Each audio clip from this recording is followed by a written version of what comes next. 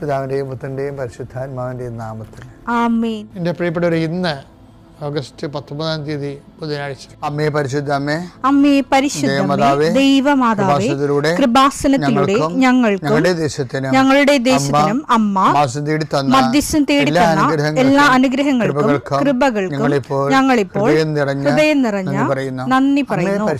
അമ്മേ പരിശുദ്ധമ്മേ ദൈവമാതാവേ, 2004 ഡിസംബർ 7 ഉച്ചകഴിഞ്ഞ് 2:30 കൃപാസനത്തിൽ സംഭവിച്ച അമ്മയുടെ പ്രത്യക്ഷപ്പെടലിനെക്കുറിച്ച് തിരുസഭയ്ക്ക് സമർപ്പിച്ചിരിക്കുന്ന പഠനരേഖകളുടെ മേൽ സഭാത്മകമായ പഠനം ആരംഭിക്കുവാൻ ഞങ്ങൾ പ്രാർത്ഥിക്കുന്നു. അമ്മേ പരിശുദ്ധമേ, ഭൂസ്വർലോകങ്ങളുടെ രാജ്ഞിയായ അങ്ങേയ്ക്ക് ഭൗമസംരക്ഷണത്തിനായി പ്രപഞ്ചപ്രകൃതിയെ തന്നെ തിരുസഭ പ്രതിഷ്ഠിക്കുവാൻ ഈ പ്രത്യക്ഷീകരണം വഴി ഇടയാക്കണമേ. പരിശുദ്ധമേ, ജപമാല മാതാവേ, സകല കൃപാസനം പ്രാർത്ഥനയോടും ചേർത്ത് ഞങ്ങളിപ്പോൾ പ്രാർത്ഥിക്കുന്ന ഈ കുടുംബത്തിന്റെ പ്രത്യേക നിയോഗം പറ മക്കളെ.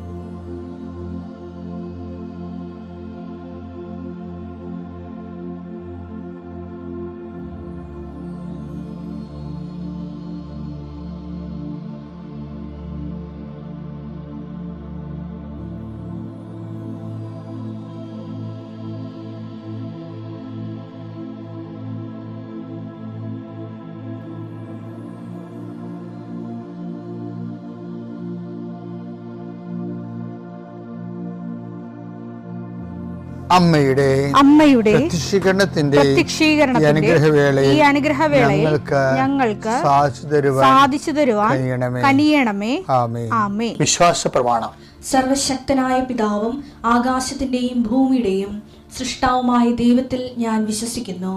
അവിടുത്തെ ഏകപുത്രനും ഞങ്ങളുടെ കർത്താവുമായ ഈശോ മിശിഹായിലും ഞാൻ വിശ്വസിക്കുന്നു. ഈ പുത്രൻ പരിശുദ്ധാത്മാവിനാൽ ഗർഭസ്ഥനായി കന്യകാമറിയത്തിൽ നിന്ന് പിറന്ന് പൊന്തിയോസ് പീലാത്തോസിന്റെ കാലത്ത് പീഡകൾ സഹിച്ച് കുരിശിൽ തറയ്ക്കപ്പെട്ട് മരിച്ച് അടക്കപ്പെട്ട് പാതാളങ്ങളിൽ ഇറങ്ങി മരിച്ചവരുടെ ഇടയിൽ നിന്ന് 3-ാം നാൾ ഉയർത്ത് സ്വർഗത്തിലേക്ക് എഴുന്നള്ളി സർവശക്തിയുള്ള പിതാവായ ദൈവത്തിന്റെ വലതുഭാഗത്തിരിക്കുന്നു. അവിടെ നിന്ന് ജീവിക്കുന്നവരെയും മരിച്ചവരെയും വിധിക്കുവാൻ വരുമെന്നും ഞാൻ വിശ്വസിക്കുന്നു. പരിശുദ്ധാത്മാവിലും ഞാൻ വിശ്വസിക്കുന്നു. വിശുദ്ധ കത്തോലിക്കാ സഭയിലും പുണ്യവാന്മാരുടെ ഐക്യത്തിലും പാപങ്ങളുടെ മോചനത്തിലും ശരീരത്തിന്റെ ഉയർപ്പിലും നിത്യമായ ജീവിതത്തിലും ഞാൻ വിശ്വസിക്കുന്നു. ആമേൻ. സ്വർഗ്ഗസ്ഥനായ ഞങ്ങളുടെ പിതാവേ, അങ്ങയുടെ നാമം പൂജിതമാകണമേ. അങ്ങയുടെ രാജ്യം വരണമേ. അങ്ങയുടെ തിരുമനസ് സ്വർഗത്തിലെ പോലെ ഭൂമിയിലും ആകണമേ. അന്നു വേണ്ടുന്ന ആഹാരം ഇന്ന് ഞങ്ങൾക്ക് തരണമേ. ഞങ്ങളോട് തെറ്റ് ചെയ്യുന്നവരോട് ഞങ്ങൾ ക്ഷമിക്കുന്നത് പോലെ ഞങ്ങളുടെ തെറ്റുകൾ ഞങ്ങളോടും ക്ഷമിക്കണമേ. ഞങ്ങളെ പ്രലോഭനത്തിൽ ഉൾപ്പെടുത്തരുതേ, തിന്മയിൽ ഞങ്ങൾ രക്ഷിക്കണമേ. ആമേൻ. നന്മ നിറഞ്ഞ മറിയമേ, സ്വസ്തി.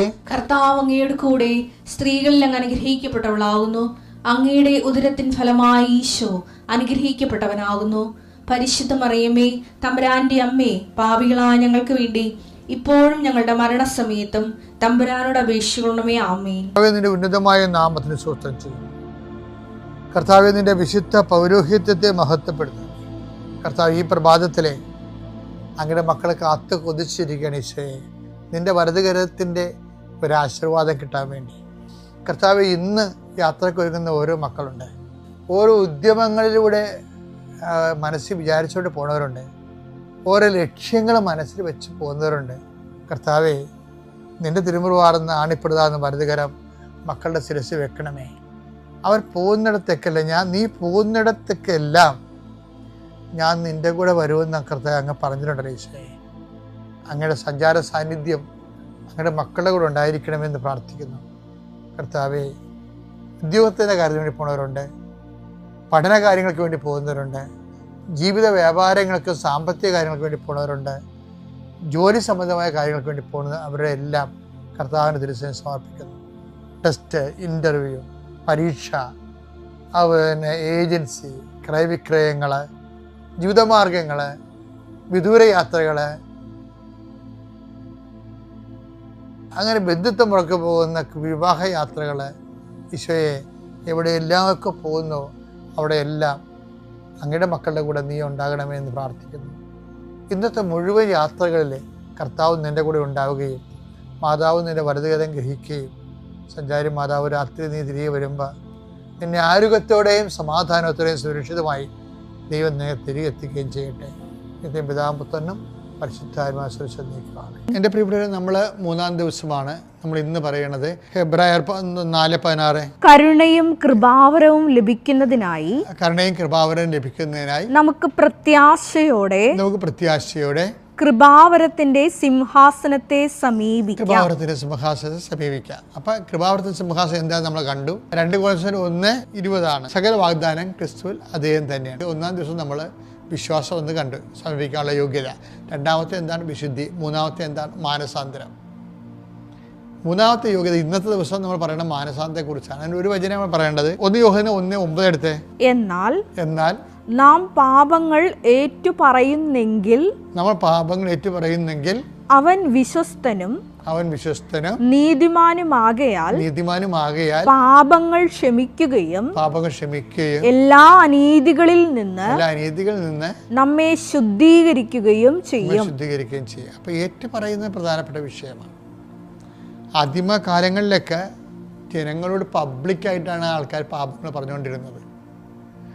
അവർക്കന്ന് അത്ര അഹങ്കാരം ഇല്ലായിരുന്നു. ജനങ്ങൾക്ക് അഹങ്കാരം കൂടിയപ്പോഴാണ് അത് കുമ്പസാരക്കൂട്ടിൽ വൈദികനോട് മാത്രം പറഞ്ഞാൽ മതി എന്നുള്ള പാരമ്പര്യം ഉണ്ടായത്. ജനങ്ങൾ പബ്ലിക്കായിട്ടാണ് പാപങ്ങൾ ഏറ്റു പറഞ്ഞുകൊണ്ടിരിക്കുന്നത്. അതൊക്കെ എന്താ കാര്യം?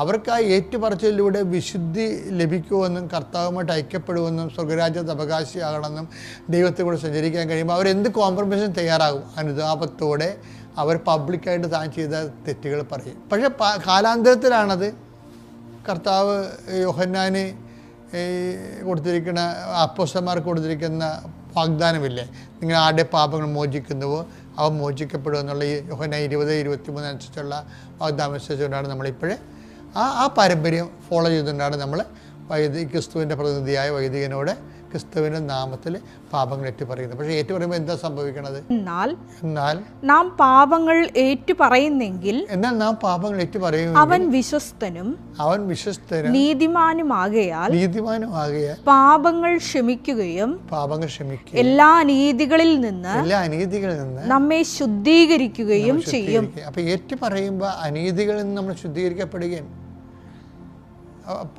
ഈശോ നമ്മുടെ പാപങ്ങൾ ക്ഷമിക്കുക. അതുകൊണ്ടാണ് ഞാൻ എപ്പോഴും നിങ്ങളോട് 2 ആഴ്ച കൂടുമ്പോൾ കുമ്പസാരം നീട്ടി വെക്കരുതേ, 2 ആഴ്ച കൂടുമ്പോൾ ഏറ്റു പറയണേ. അപ്പോൾ എന്താ, അത് നമ്മുടെ മാനസാന്തരത്തിൻ്റെ ലക്ഷ്യമാണ്. അപ്പോൾ അത് നമ്മൾ സൂക്ഷിക്കണം. അപ്പം ഞങ്ങൾ പോയി 2 ആഴ്ച കൂടുമ്പോൾ കുമ്പസാരിക്കണമെന്നുണ്ടെങ്കിൽ അപ്പം നിങ്ങൾക്ക് അത് ചെയ്യേണ്ടതല്ലേ. പിതാവിൻ്റെയും പുത്രൻ്റെയും പരിശുദ്ധാത്മാവിൻ്റെയും നാമം.